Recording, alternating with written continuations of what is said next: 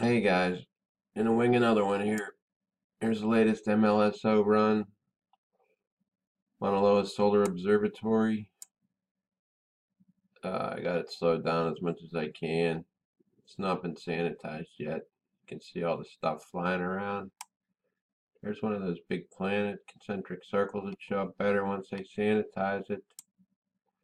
Uh, some big stuff still flying around. What I mean by sanitizing it is I think they just peel off maybe the first several layers of this. So this stuff that's flying through, which is at lower altitude, that gets peeled away. That's would be my thought anyway. We got some dark spots flashing in from time to time, which shows the corresponds to the high electron. See all those big circles there? Corresponds to the high electron counts we're experiencing around the planet, I believe. It's causing these dark out patches. This is the other view, different perspective, different frequency or camera setting or whatever. All right, that's that. Okay, here's ACE for the last 24 hours. Like I was mentioning in the last several videos, there used to be an 8 to 9 hour gap. Started out to be 4 to 5 hours about 6 months or so ago, and then it kept growing and growing. So finally, it dawned on me that it must be some kind of a big planet that's blocking the solar wind stream data to hit ACE, because we were never getting these gaps filled in. And on the 16th and 17th, there was no gap whatsoever. So whatever it was, the big thing passed ACE. Then maybe a couple of the smaller trailing objects came by, blocking the solar wind stream. There's like 4 to 6 hour gaps there. Then two objects there blocking the data stream, and then after that, steady as she goes, ACE is back up online and running.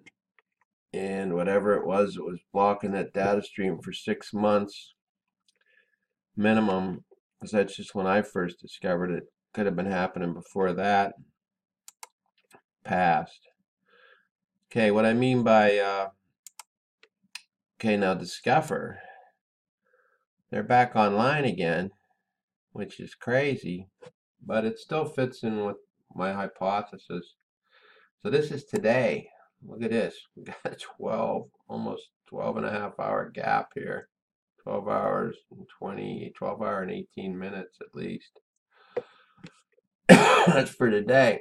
So then I pulled up the Discover schedule tracking.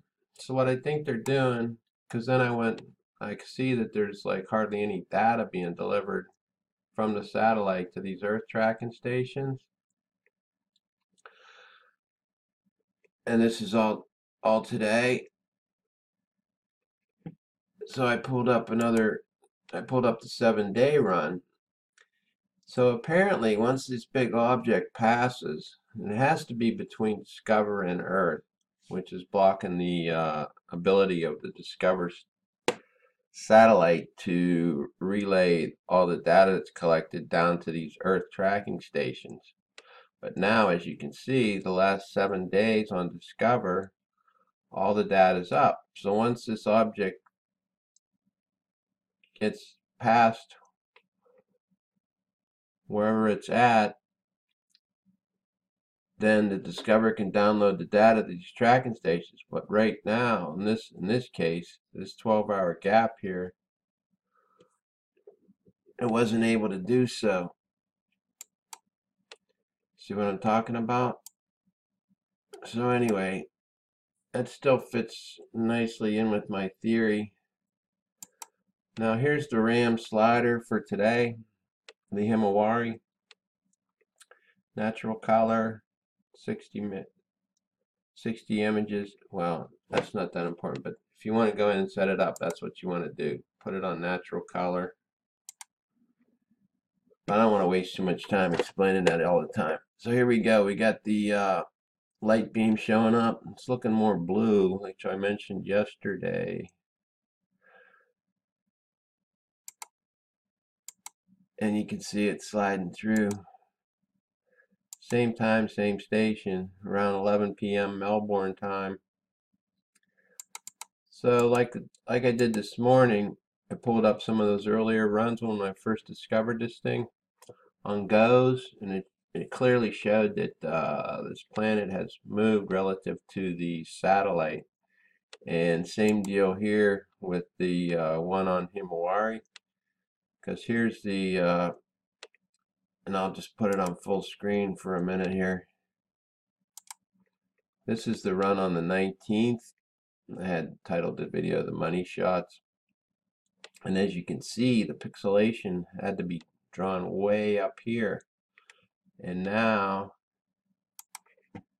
just like this morning on the GOES 16, the pixels, and this has happened. This has been steadily progressing. It just didn't happen overnight. But that's the first time I really noticed it enough to discern the contrast. So look at the pixelations way down here. On the 19th, it was up here. So this thing's on the move, I would suspect, since it's, I don't know. It's hard to say if it's going toward the Earth more, but it was pretty up close to these satellites that back on a week or so ago when I first discovered it. That would be my take. And now it's getting further away from the satellites. And I would suggest it's probably tracking toward Earth. So far, still haven't seen anybody making any reports on this thing. So here's ACE. Well, we'll look at Discover. Well, no, because we're missing all that time. So we'll look at ACE just today, 24 hours. Just want to show you how steady this solar wind stream is, the wind speed. But look at all these blips. And it's like it got splashed by something. And I'm still saying it's getting splashed by that magnetosphere of the big planet that passed by that was blocking all the data, just like Earth has these magnetic field lines, these black polar cap field lines streaming along. Well, I would suggest that this big planet that passed ACE also has the same type of magnetosphere, and these black field lines are interrupting this solar wind stream, especially the density and the temperature. So once it gets to ACE, to ACE, the solar wind stream, and this is 930,000 miles in front of the Earth. That's Lagrange point 1. ACE and Discover sit up here somewhere. But obviously they're not that close together because they're having different effects by this large planet, which I think has to be a planet that's disrupting this data stream. And you can see it here on, this is another representation from the University of Michigan, taking the same data from ISWA that we get from these geosynchronous satellites that are going around, GOES 13 and 14 at 22,236 to 241 miles above the Earth. They're going round and round. The shots I'm showing you from GOES 16 and the Himawari, they're both parked in geosynchronous stationary orbit. GOES 16 gets an eastern side shot of the planet, and the Himawari gets the western side shot. So, and these numbers here, all these numbers here, these solar wind speed numbers, you can see how much they're fluctuating. This is the solar wind speed from Nemesis that's around our planet or around this collection, these geosynchronous satellites that are collecting this data. See how they're fluctuating? So you could see on this density thing, and this is getting the same data from ISWA, just composing a different computer model. Look at all the hits we're getting. Boom, boom, boom, boom. Different density hits. Now I can see the density is being different, but the solar wind speed's the same, so I don't know. I don't think we'd be getting that many hits. And what's causing these density dots everywhere, splashing all around, I would suggest it's the field cap, the magnetosphere polar cap lines streaming along and interacting with the solar wind density. So it's messing up that ACE data collection there.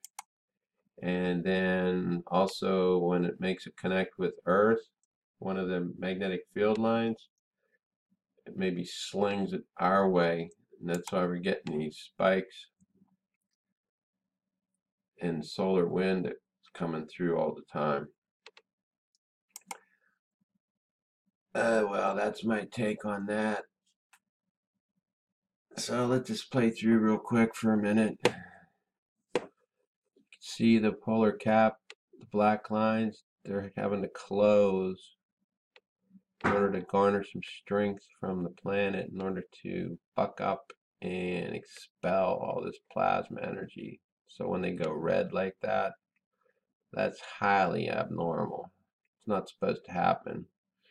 When the field lines close, normally they just close right around the planet, and then these link to the, see, polar cap. So they're linked to the polar caps. When they close, that's what causes the auroras. Here's the electron belts, lowest energy electrons, one that moves around the slowest, measured at the lowest level, 10 keV.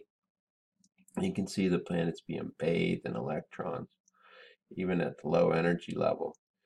And then also at the highest high energy level electrons, these are the ones that zip around the fastest, the most energetic. And this is the highest recorded level that they make available, 4,000 keV or 4 MeV. So I mean, you can see, and look at all the backside pressure. There's the magnetopause. See how it's being rocked up and down? I mean, there's no way that based upon these solar wind numbers, which is very low, the wind speed, the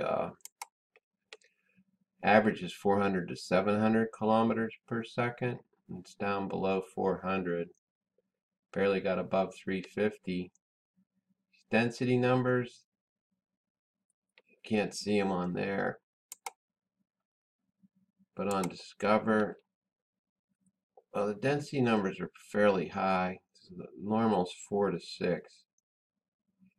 So I could see how, well, they're back down to 4 and 6. So they're not that super high. And as you can see on Discover, they're not fluctuated out and splashed out like they are on ACE. So that big planet past ACE,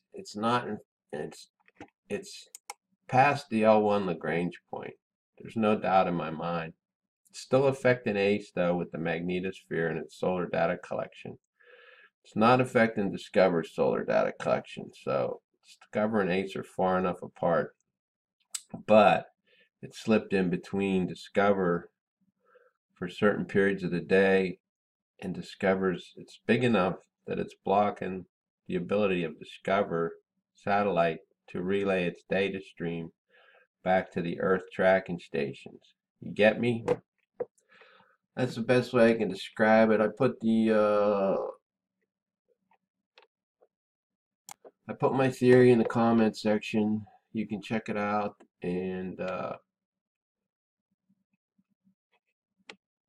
we'll let this play through again. I mean, I don't know, man. I'm getting like 10 likes on these videos. Less than 100 views. And it's getting tiresome, guys. It's getting old, to be honest with you. I don't think I'm making much of an impact for real, for real. I don't know. Let me know in the comment section what your interests are, what I can help you with. God bless, peace, and I'm out.